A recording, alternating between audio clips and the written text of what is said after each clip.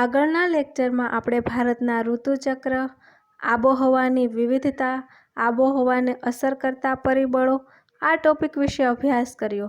આ લેક્ચરમાં આપણે ભારતના ઋતુચક્ર વિશે અભ્યાસ કરીશું. ભારતનું ઋતુચક્ર. આપણા દેશમાં લગભગ બે માસના સમયગાળા દરમિયાન હવામાન લગભગ એક જ સરખું રહે છે. આ બે માસના સમયગાળાને ઋતુ કહીએ છીએ. તો આપણા દેશમાં જે બે માસનો સમયગાળો છે ત્યાં હવામાન એક સરખું રહે છે, અને આ જે બે માસમાં હવામાન સરખું રહે છે એ સમયગાળાને આપણે ઋતુ કહીએ છીએ. ભારતમાં પરંપરાગત રીતે 6 ઋતુઓ ગણવામાં આવી છે. તો આપણી પરંપરાગત રીતે જોઈએ તો આપણી 6 ઋતુઓ છે. 1 હેમંત, 2 શિશિર, 3 વસંત, 4 ગ્રીષ્મ, 5 વર્ષા, 6 શરદ. 1 હેમંત. તો હેમંત ઋતુ એમાં સમયગાળો કારતક અને માગશર. આ ઋતુમાં વાતાવરણ તમને ખુશનુમા લાગે, ગુલાબી ઠંડીની શરૂઆત થાય છે. બીજું શિશિર, જેમાં પોષ અને મહા મહિનો. આ ઋતુમાં તમને ખૂબ જ ઠંડી પડે, ગરમ કપડાં પહેરવા પડે અને પછી તાપણામાં તાપવાની પણ મજા આવે. તો આ ઋતુ શિશિર ઋતુ. 3 વસંત ઋતુ. એનો મહિનો ફાગણ અને ચૈત્ર. આ વસંત ઋતુમાં વૃક્ષને ફૂલ ફૂટે, મંજરી મહેકે, ડાળ ઉપર કેસુડાનું વન હોય તો ડાળ ઉપર તમે કેસુડા એકલા ફૂલ ઉગી નીકળે છે, અને તમે વનમાં જાઓ તો સુગંધની પૂર ઉમટી હોય એવું લાગે, કંઈક અલગ જ અનુભવ થાય. ગ્રીષ્મ ઋતુ. વૈશાખ અને જેઠ મહિનો. ગ્રીષ્મમાં તાપ પડે, એટલો તાપ પડે કે તમે ત્રાહિમામ થઈ જાઓ, અને એટલી ગરમી પડે એના કારણે તે સમયમાં કેરી પણ પાકે છે. 5 વર્ષા ઋતુ આપણી. અષાઢ અને શ્રાવણ મહિનો. વરસાદ પડે, નદી નાળા છલકાય, ખેતરો વાવણી ખેડૂતો હોય છે એ વાવણી કરે છે, ખેતરમાં સારો વરસાદ આવે. 6 શરદ ઋતુ. ભાદરવો અને આસો મહિનો. એ સમયે પ્રકૃતિનું સૌંદર્ય નિખરે, તમે વૃક્ષો ઉગી નીકળેલા જોઈ શકો, અને શરદ ઋતુમાં શરદ પૂનમ આવે. આવી રીતે આપણી 6 પરંપરાગત ઋતુઓ છે. આ ઋતુઓમાં પણ નજીક આવતી 2 ઋતુઓમાં હવામાનની પરિસ્થિતિમાં બહુ મોટો તફાવત નથી. તો આમાં પણ જે બે ઋતુઓ નજીક આવે તેની હવામાનમાં ફરક નથી. એટલા માટે આમાં પણ બે ઋતુઓ સાથે ગણીએ તો વર્ષની મુખ્ય 3 ઋતુઓ ગણાય. જેમ કે આપણે જોઈએ તો વર્ષા અને શરદ, એમાં તમે ચોમાસા જેવું વાતાવરણ જોવા મળે. હેમંત અને શિશિર, જેમાં શિયાળા જેવું વાતાવરણ જોવે, સરખા જેવું. વસંત અને ગ્રીષ્મ, જેમાં ઉનાળા જેવું. તો આપણી આ જે 6 પરંપરાગત ઋતુઓ છે એમાં પણ બે ઋતુઓ ભેગી ગણીએ તો મુખ્ય 3 ઋતુઓ છે. 1 શીત ઋતુ, 2 ઉષ્ણ ઋતુ, 3 વર્ષા ઋતુ. શીત ઋતુ એટલે શિયાળો, 2 ઉષ્ણ ઋતુ એટલે ઉનાળો, 3 વર્ષા ઋતુ એટલે ચોમાસું. ભારતમાં ઋતુઓ સ્પષ્ટપણે બદલાતી અનુભવાય છે. શિયાળો બેસતા ઠંડીનો પ્રારંભ થાય છે. તો આપણા ભારતમાં જે ઋતુઓ છે એમાં ફેરફાર તમે સ્પષ્ટ જોઈ શકો છો. શિયાળો બેસે તરત ઠંડીનો પ્રારંભ થઈ જાય, ખૂબ ઠંડી પડે, આપણું જે તાપમાન હોય એકદમ ઘટી જાય. ઉનાળામાં ક્રમશઃ તાપમાનમાં વધારો થતો જાય. જેમ જેમ ઉનાળો આવે એમ આપણું તાપમાન વધી જાય અને આપણને ગરમીનો અનુભવ થાય. ચોમાસું બેસતા હવામાં ભેજ વધવા મળે અને વરસાદ આવે છે, અને જેવું ચોમાસું બેસે એટલે હવામાં ભેજ વધે છે અને એના કારણે વરસાદ પડે છે. તો આપણે એવી રીતે આપણા ભારતમાં ઋતુઓમાં સ્પષ્ટ બદલાવ અનુભવી શકીએ છીએ. ભારત સરકારની દિલ્હી ખાતે આવેલી હવામાન ખાતાની કચેરીએ ભારતની આબોહવાના સંદર્ભમાં 4 ઋતુઓની વહેંચણી કરી છે. તો આપણું જે હવામાન ખાતું છે જે દિલ્હી ખાતે આવેલું છે તે આપણી ભારતની ઋતુઓને 4 ભાગમાં વહેંચે છે. 1 શીત ઋતુ, જેને આપણે શિયાળો કહીએ છીએ, જેનો સમયગાળો ડિસેમ્બરથી ફેબ્રુઆરી છે. 2 ઉષ્ણ ઋતુ, જેને આપણે ઉનાળો કહીએ, જેનો સમયગાળો માર્ચથી મે મહિનો છે. 3 વર્ષા ઋતુ, જેને આપણે ચોમાસું કહીએ, અને એનો સમયગાળો જૂનથી સપ્ટેમ્બર મહિનો છે. નિવર્તન ઋતુ, જેને આપણે પાછા ફરતા મોસમી પવનોનું ઋતુ કહીએ છીએ, અને એનો સમયગાળો છે ઓક્ટોબરથી નવેમ્બર. અહીંયા તમે ભારતના ઋતુચક્રોને સ્પષ્ટ જોઈ શકો છો કે જે કુલ પરંપરાગત 6 ઋતુઓ હતી એમાં કઈ કઈ 2 ઋતુ ભેગી મળી અને 3 ઋતુઓ બની. અને આપણી જે 4 ઋતુઓ છે જેમાં આપણે શીત ઋતુની વાત કરીએ તો ડિસેમ્બર અને જાન્યુઆરી મહિનો ઉષ્ણ ઋતુ, જેમાં આપણે ફેબ્રુઆરી, માર્ચ, એપ્રિલ, મે. વર્ષા ઋતુની વાત કરીએ તો જૂન, જુલાઈ, ઓગસ્ટ, સપ્ટેમ્બર. નિવર્તન ઋતુ જેમાં ઓક્ટોબર અને નવેમ્બર. તો આ રીતે આપણે આપણા ઋતુચક્રને જોઈ એને વિશે જાણી શકીએ છીએ. એક શીત ઋતુ, જેનો સમયગાળો ડિસેમ્બરથી ફેબ્રુઆરી છે. શીત ઋતુને આપણે શિયાળા તરીકે પણ ઓળખીએ છીએ.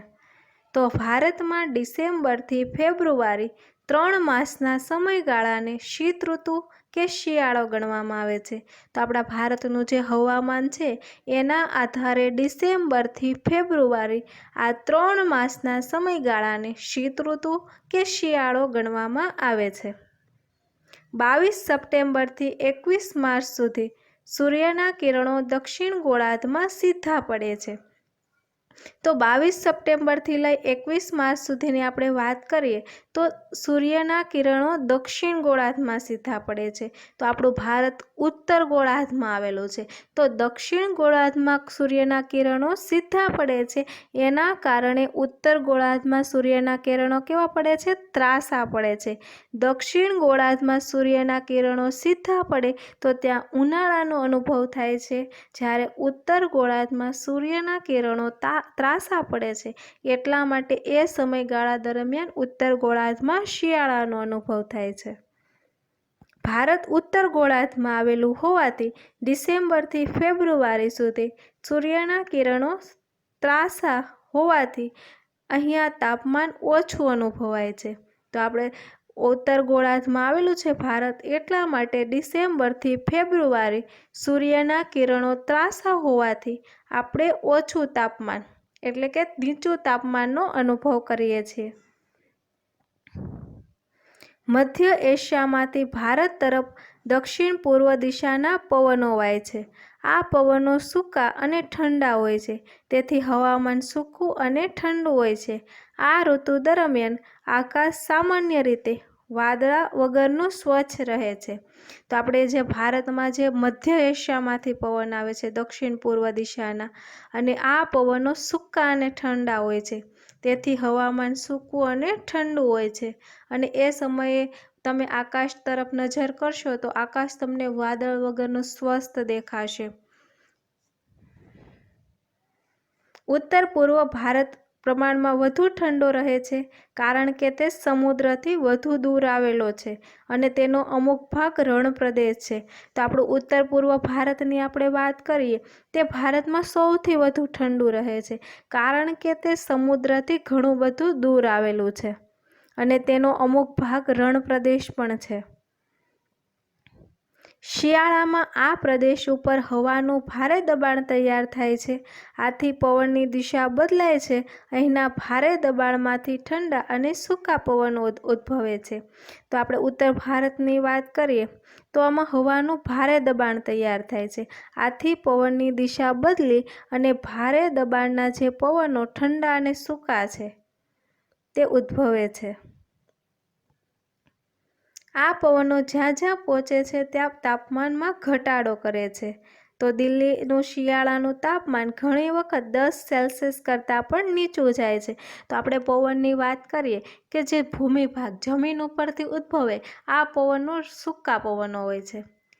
અને આપણો ઉત્તર ભાગ જે પહાડી વિસ્તાર આવેલી છે, હિમાલયની પર્વતમાળા, એના કારણે ઠંડો પ્રદેશ છે, એટલે ત્યાંથી જે પવનો આવે ઉદ્ભવી, અને એ પવનો જ્યારે ભારતમાં આગળ આવે તો એ પવનો કેવા ઠંડા હોય છે, જ્યારે દરિયામાંથી જે પવનો આવે એ ભેજવાળા હોય છે.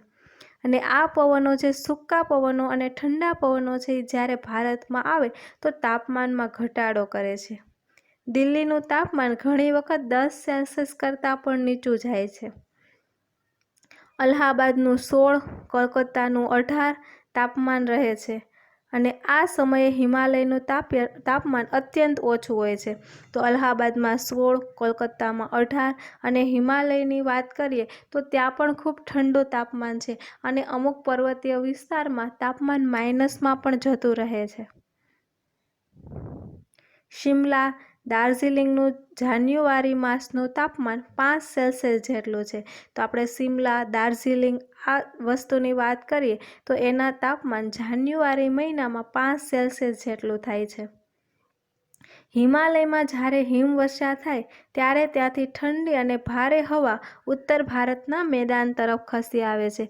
તો હિમાલયમાં જે હિમવર્ષા થાય છે તો હિમવર્ષા એટલે હવામાં જે ભેજ છે એ અતિશય ઠંડા હોવાના કારણે તે હિમ બરફના કણોમાં રૂપાંતર થઈ જાય, રૂ જેવા સ્વરૂપમાં વરસે છે. ઝીણા ઝીણા જે કટકા હોય એ આ બરફ સ્વરૂપે જ્યારે વરસાદ વરસે એને આપણે હિમવર્ષા કહીએ છીએ. તો આપણો હિમાલય પર્વતીય વિસ્તાર છે તો ત્યાં હિમવર્ષા થાય છે અને એમાંથી જે ઠંડા અને પવનો અને હવા એ આપણા ઉત્તર ભારત તરફ આવી જાય છે. પરિણામે આ મેદાનો સહિત રાજસ્થાન અને ગુજરાતમાં ઠંડીનું મોજું ફરી વળે છે અને તાપમાનમાં એકાએક ઘટાડો થાય છે. તો આ જે ઉત્તર ભારતના પવનો છે એ રાજસ્થાન અને ગુજરાત સુધી પહોંચે છે. એના કારણે રાજસ્થાન અને ગુજરાતનું તાપમાન પણ ઘટી જાય છે. કેટલાક ભાગોમાં હિમ પડતા કપાસ જેવા પાકોને નુકસાન પણ થાય છે અને આ ગુજરાત, રાજસ્થાનના અમુક ભાગોમાં પણ હિમ પડતા કપાસ જેવા પાકોને ઘણું મોટું નુકસાન થાય છે. અલબત્ત શીત ઋતુમાં ઊંચા પર્વતીય વિસ્તારો સિવાય ભારતના તાપમાન ઠાર બિંદુથી નીચું જતું નથી. તો આપણા શિયાળામાં પણ આપણે જોઈએ તો આપણો જે પર્વતીય વિસ્તાર છે ત્યાંનું તાપમાન જ માઇનસમાં જાય છે. એના સિવાય ભારતનું કોઈ પણ જગ્યાનું તાપમાન ઠાર બિંદુથી એટલે કે જે બરફ સ્વરૂપે થતું નથી, માઇનસમાં જતું નથી. કારણ કે હિમાલયની ગિરિમાળાઓ મધ્ય એશિયા તરફથી આવતા અતિશય ઠંડા પવનોને રોકે છે અને ભારતને સખત ઠંડીથી બચાવે. તો તમને એવું થશે હિમાલયના કારણે જ આપણે ઠંડીનો અનુભવ કરીએ છીએ, તો હિમાલય આપણને અતિશય ઠંડીથી કેવી રીતે બચાવે? તો આપણો ભારતની જે હિમાલયની પર્વતમાળા છે એની ઉપર ચીન આવે, ચીનની ઉપર કયું? રશિયા આવે. તો રશિયાની અંદર સાઇબેરિયાનું રણ આવેલું છે અને આ રણ ઠંડુ રણ છે. આગળ તમે બીજા પાઠમાં પણ જોઈ ગયા કે અમુક લોકો જે રાજાની વાત માનતા નહીં તો એ લોકોને સાઇબેરિયાને રણની ઠંડીમાં મોકલી દેતા અને એ થીજી જતા. તો આ સાઇબેરિયાના રણમાંથી જે ઠંડા પવનો જે આવે છે ભારત તરફ અને આ ઠંડા પવનોને જે હિમાલયની પર્વતમાળા રોકી લે છે, એના કારણે ભારતને ઠંડી હિમાલયની પર્વતમાળા આપે છે. પણ આપણને ભારતને અતિશય ઠંડીથી બચાવતી હોય ને તો એ પણ હિમાલયની પર્વતમાળા છે. જો હિમાલયની પર્વતમાળા ન હોય તો આજે રશિયા તરફથી આવતા પવનો આપણા ભારતને અતિશય ઠંડુ કરત. એટલા માટે ભારતને સખત ઠંડીથી હિમાલયની ગિરિમાળા આપણને બચાવે છે. આટલું જાણવું ગમશે તો અહીંયા તમને જાણવા માટે 2-3 શબ્દ આપેલા છે. ભારતના હવામાન બાબતે સમાચાર પત્રોમાં વારંવાર વપરાતા કેટલાક શબ્દો ઓળખીએ. તો આપણે સમાચાર પત્રો વાંચતા હોય તો અમુક શબ્દ આપણને જોવા મળે છે, તો એ શબ્દ વિશે આપણે ઇન્ફોર્મેશન મેળવશું. જેટ સ્ટ્રીમ બંને ગોળાર્ધના આશરે 30 અક્ષાંશની આસપાસ 8 થી 15 કિમીની ઊંચાઈના વાતાવરણમાં સર્પાકાર પટ્ટામાં અત્યંત વેગીલા પવનો વાતા જોવા મળે છે. આ પવનોને જેટ સ્ટ્રીમ કે જેટ પવનો તરીકે ઓળખાય છે. તો આપણા બંને ગોળાર્ધ એટલે ઉત્તર ગોળાર્ધમાં પણ અને દક્ષિણ ગોળાર્ધમાં જ્યાં 30 અક્ષાંશ આવેલું છે ત્યાં 8 થી 15 કિમીની ઊંચાઈ પર સર્પાકાર પટ્ટા એટલે કે સાપ જેવી રીતે ગતિ કરે એવા આકારના જે પટ્ટામાં સ્પીડમાં પવન વાતા જોવા મળે. આમાં તમને શબ્દ આપેલા છે કે વેગીલા પવનો વાય છે. અને આ જે પવનો વાય છે એને આપણે જેટ સ્ટ્રીમ અથવા તો જેટ પવન તરીકે ઓળખવામાં આવે છે અને 30 અક્ષાંશની આસપાસ વાતા જોવા મળે છે। અને આ પવનનો જે ઉદ્ભવની વાત કરીએ તો એ કાળો સમુદ્ર જે ભૂમધ્ય સાગરમાં આવેલા છે એના કાસ્પિયન સાગરમાંથી આ પવનો ઉદ્ભવે છે, ભેજ લાવે છે। જેટ સ્ટ્રીમની સરેરાશ ઝડપ કલાકના આશરે 150 કિમી જેટલી હોય છે। તો આ જે પવનો છે એ સ્પીડમાં ગતિ કરે છે, 1 કલાકમાં 150 કિમી જેટલી। અને આ પવનના પટ્ટાની મધ્ય ભાગમાં પવનનો વેગ 400 કિમી જેટલો જ રહે છે અને એની મધ્ય સપાટીમાં પવનો 400 કિમી જેટલી સ્પીડમાં વહે છે। શિયાળામાં આ પવનો હિમાલયના દક્ષિણ ઢોળા ઉપર વાય છે અને ઉનાળામાં તે દ્વીપકલ્પીય ભારત ઉપર સ્થિર થયેલા હોય છે। તો આ પવનો પણ ઋતુ આધારે પોતાની દિશા બદલે છે કે શિયાળો હોય તે સમયે આ પવનો હિમાલયના દક્ષિણ ઢોળા ઉપર વાય છે અને જ્યારે ઉનાળો હોય તે સમયે આ પવન દ્વીપકલ્પીય ભારત ઉપર સ્થિર થયેલા હોય છે। વધુ ઊંચાઈએ વાતા આ પવનો વરસાદ લાવવામાં પણ મદદરૂપ થાય છે। તો આ પવનો ખૂબ ઊંચી સપાટી ઉપર એટલે કે 8 થી 15 કિમીની ઊંચાઈ ઉપર વાય છે, એટલા માટે આ પવનો વરસાદ લાવવામાં પણ મદદરૂપ થાય છે। પશ્ચિમી વિક્ષોભ જેને આપણે વેસ્ટર્ન ડિસ્ટર્બન્સ પણ કહીએ છીએ, જે જેટ સ્ટ્રીમ પવનો વાય છે એમાં ડિસ્ટર્બન્સ ઊભું કરે છે જેને આપણે પશ્ચિમી વિક્ષોભ પણ કહીએ છીએ। પશ્ચિમ એશિયા તરફ પ્રજાતો જેટ સ્ટ્રીમ પૂર્વ દિશામાં વાય છે। તો આ જે જેટ સ્ટ્રીમ છે એ પૂર્વ દિશામાં વાય છે, તેની અસર પશ્ચિમ એશિયાના ઉત્તર પૂર્વ ભારત, પાકિસ્તાન તથા અફઘાનિસ્તાન પર વર્તાય છે। આ પવનોની સાથે આવતા ધૂળના તોફાનો છે કે જે બાંગ્લાદેશ સુધી તેમની અસર પડે છે। તો આ જે જેટ સ્ટ્રીમ પવનો વાય છે તો એની સાથે ધૂળના તોફાનો પણ આવે છે, તે બાંગ્લાદેશ સુધી અસર પહોંચાડે છે।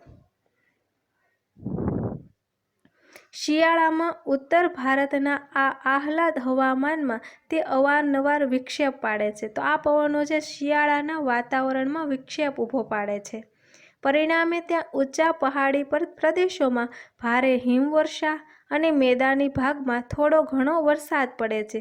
તો આ જે જેટ સ્ટ્રીમ પવનો આવે એના કારણે ઘણી જગ્યાએ હવામાનમાં જે વિક્ષેપ ઊભો થાય છે અને આના કારણે જે હિમાલયની પહાડી વર્ષા છે ત્યાં હિમવર્ષા થાય છે કે બરફ સ્વરૂપે વરસાદ પડે છે અને મેદાની પ્રદેશ છે ત્યાં પણ થોડો વરસાદ પડે છે, જે આપણે રવિ પાક જે શિયાળામાં જે પાક લઈએ તેના માટે પણ આશીર્વાદ ફાયદાકારક છે। પંજાબને તો આનાથી ખૂબ ફાયદો થાય છે। આના લીધે ગુજરાતમાં પણ કમોસમી વરસાદ પડે છે, જેનાથી ક્યારેક ખેતી પાકને નુકસાન પહોંચે છે અને ઘણી વખત આજે પવનોના કારણે ગુજરાતમાં પણ વરસાદ પડે છે, જેને આપણે કમોસમી વરસાદ કહીએ। જે સમયગાળા સિવાયનો જે વરસાદ હોય એને કમોસમી વરસાદ કહીએ, મોસમ સિવાયનો વરસાદ, જે આપણા ખેતરના પાકને પણ નુકસાન પહોંચાડે છે। શિયાળા દરમિયાન ઉત્તર ભારત કરતાં દક્ષિણ ભારતની પરિસ્થિતિ જુદી છે। તો આપણે જોયું શિયાળા દરમિયાન ઉત્તર ભારત આપણું ખૂબ ઠંડુ રહે છે, પણ શિયાળામાં આપણા ઉત્તર ભારત કરતાં દક્ષિણ ભારતની સ્થિતિ અલગ છે। દક્ષિણ ભારત ઉષ્ણકટિબંધમાં આવેલો છે, તો આપણું જે દક્ષિણ ભારત છે એ કર્કવૃતથી નીચે આવેલું છે। તો કર્કવૃતથી નીચે જે આવે એને આપણે ઉષ્ણકટિબંધ કહીએ કે જ્યાં સૂર્યના કિરણો બરાબર સીધા આવે છે।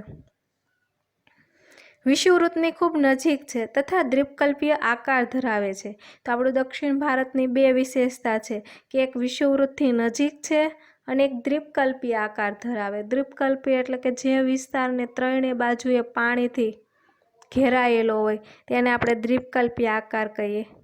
તેના અંદરના ભાગમાં આવેલા પ્રદેશો સમુદ્રથી વધુ દૂર નથી, તેથી અહીં શિયાળામાં ઉત્તર ભારત જેવી કાતિલ ઠંડીનો અનુભવ નથી થતો। તો આપણે જો દક્ષિણ ભારતમાં એક તો એ ઉષ્ણકટિબંધમાં આવેલો છે અને બીજું એ દક્ષિણ ભારતનો વિસ્તાર સમુદ્રથી દૂર નથી અને જ્યાં સમુદ્રથી નજીક હોય એવા પ્રદેશોમાં સમ આબોહવા જોવા મળે. શિયાળામાં ઠંડીનો પણ ઓછો અનુભવ થાય, ઉનાળામાં ગરમીનો પણ ઓછો અનુભવ થાય. તો આપણું જે દક્ષિણ ભારત છે એ સમુદ્રથી દૂર નથી, એટલા માટે શિયાળામાં પણ ઉત્તર ભારતમાં જે ખૂબ કાતિલ ઠંડી, જે શરીર થ્રીજી જાય એવી ઠંડી પડે એવી આપણા દક્ષિણ ભારતમાં અનુભવ થતો નથી. હિમવર્ષા થતી નથી, તાપમાન પણ ઘણું નીચું જતું નથી. તો આપણા દક્ષિણ ભારતમાં હિમવર્ષા પણ નથી થતી અને તાપમાન પણ નીચું જતું નથી. દાખલા તરીકે તમે જાન્યુઆરી માસમાં કોચીનનું તાપમાન 26 સેલ્સિયસ, મદુરાઈનું 25 અને ચેન્નઈનું તાપમાન 24 સેલ્સિયસ હોય છે. જોકે દક્ષિણ ભારતના પહાડી સ્થળોમાં શિયાળામાં પણ નીચા તાપમાનનો અનુભવ કરે છે. તો આપણે જાન્યુઆરી માસમાં દક્ષિણ ભારતનું તાપમાન વધારે પડતું નીચું જતું નથી, પરંતુ જે દક્ષિણ ભારતનો જે પહાડી વિસ્તાર છે ત્યાં નીચો અનુભવ થાય, કેમ કે આપણે જોયું જેમ જેમ ઊંચાઈએ જઈએ તેમ તાપમાનમાં ઘટાડો થતો જાય. એના કારણે દક્ષિણ ભારતનો જે પહાડી વિસ્તાર છે ત્યાં તાપમાન નીચું જોવા મળે છે. દક્ષિણથી ઉત્તર તરફ જતાં તાપમાનમાં ઘટાડો થતો જાય છે અને જેમ જેમ તમે દક્ષિણથી ઉત્તર તરફ ગતિ કરો શિયાળા સમય દરમિયાન, તેમ તાપમાન નીચું જોવા મળે છે. ભારતમાં શિયાળો ખૂબ જ સ્ફૂર્તિદાયક અને આરોગ્યવર્ધક હવામાનનો ઋતુગાળો ગણાય. લાંબી અને ઠંડી રાત્રિના કારણે છે. તો આપણો જે શિયાળો છે એ સ્ફૂર્તિદાયક અને આરોગ્યવર્ધક હવામાનની ઋતુ કહેવાય. એવું કહેવાય કે જો શિયાળામાં તમે આરોગ્ય સારું રાખશો તો એની અસર તમે આખું વર્ષ દરમિયાન રહે. એટલા માટે શિયાળામાં લોકો તમે જો એક્સરસાઇઝ કરતા જોવા મળે, ચાલતા જતા, અને ખોરાકમાં પણ જેનાથી આમ સ્ફૂર્તિ આવે અને આપણા શરીરને વિટામિન મળે એવા ખોરાક પણ લે છે. એટલે જો તમે તમારું આરોગ્ય અને સ્ફૂર્તિ શિયાળામાં સારી રાખશો તો એની અસર આખું વર્ષ દરમિયાન સારી રહેશે. એટલા માટે શિયાળો સ્ફૂર્તિદાયક અને આરોગ્યવર્ધક હવામાનનો ઋતુ ગણાય છે. લાંબી અને ઠંડી રાત્રિ કારણે છે. વહેલી સવારે ઝાકળ અને ધુમ્મસ ઘણા ભાગમાં અતિ સામાન્ય છે. દિવસ ટૂંકા અને રાત્રિ લાંબી છે. શિયાળામાં જો તો વહેલી સવારે તમે ઝાકળ એટલે કે પાણીના અમુક નાના નાના ટીપાઓ જોવા મળે. ધુમ્મસ તો શિયાળાની વહેલી સવારે તમને જોવા મળતું ધૂંધળું વાતાવરણ. એટલું ઘટ વાતાવરણ હોય કે તમે 10 ફૂટનું અંતર હોય તો વસ્તુ જોવામાં તમને મુશ્કેલી ઊભી થાય. તો ઝાકળ અને ધુમ્મસ તમને સામાન્ય છે, ઘણી વખત જોવા મળે છે. દિવસ ટૂંકો છે શિયાળામાં અને રાત્રિ લાંબી જોવા મળે છે.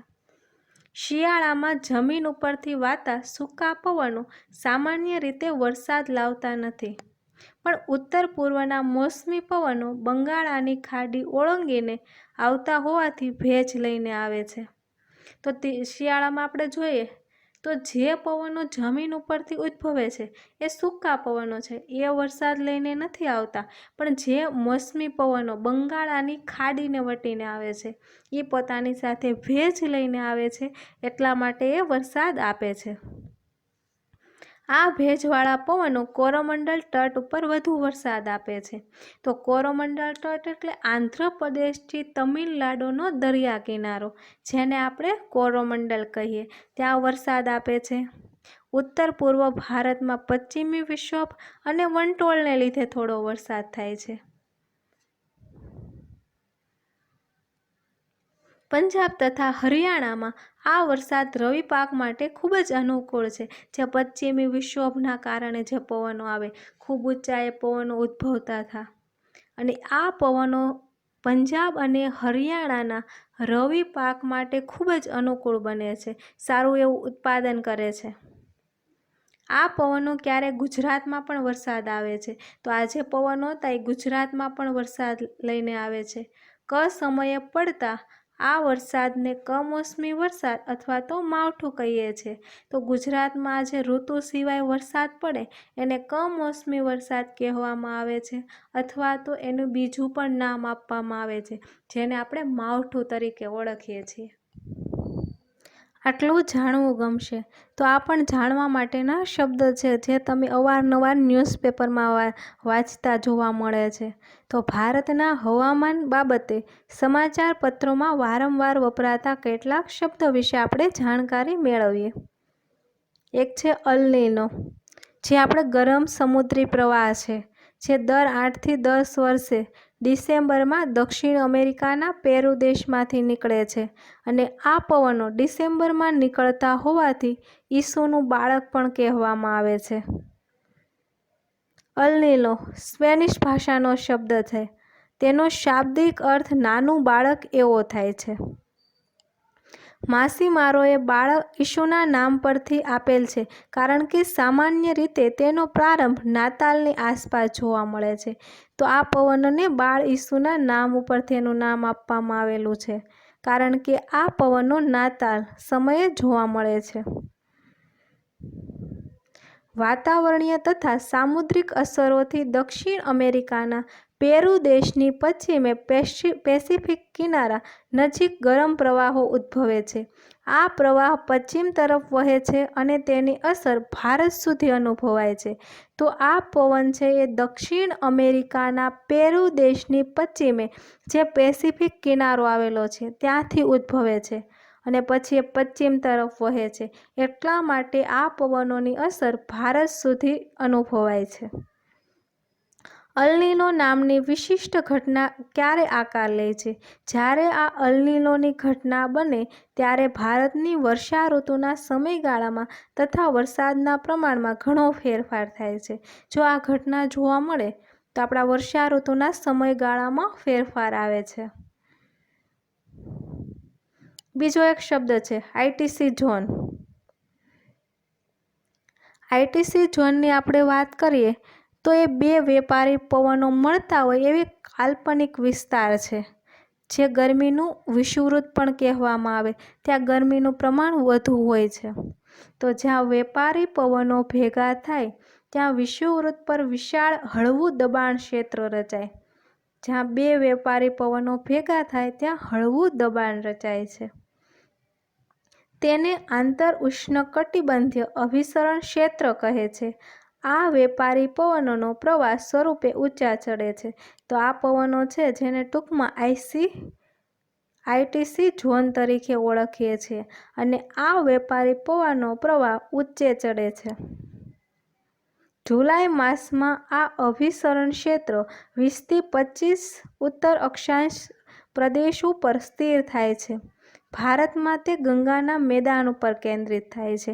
તો જુલાઈ મહિનો આવે એ સમયે જ્યાં 20 થી 25 અક્ષાંશ દૂર આવેલું છે ત્યાં આ પવનો સ્થિર થઈ જાય છે અને ભારતમાં આ ક્ષેત્ર ગંગાના મેદાન ઉપર કેન્દ્રિત થાય છે. તેના લીધે અહીં રચાતા હળવા દબાણ ક્ષેત્રને લીધે દક્ષિણ ગોળાર્ધના મહાસાગરો ઉપર ઉદ્ભવેલા આ પવનો ઉત્તર તરફ વાય છે. તેના લીધે ભારતના કેટલાક ભાગોમાં વરસાદ પડે છે. તો આ જે પવનો છે જેને આપણે આઈટીસી ઝોન કહીએ છીએ એ દક્ષિણ ગોળાર્ધના મહાસાગર ઉપર ઉદ્ભવેલા છે. તો આ પવનો ઉત્તર તરફ વાય છે. તેના લીધે ભારતમાં પણ વરસાદ પડે છે. શીત ઋતુ દરમિયાન આ અભિસરણ ક્ષેત્ર વધુ દક્ષિણમાં ખસે છે જેના લીધે પવનોની દિશા ઉત્તર પૂર્વની થઈ જાય છે. તો આ જે પવનો છે શિયાળો આવે એ સમયે દક્ષિણ બાજુ ખસે છે.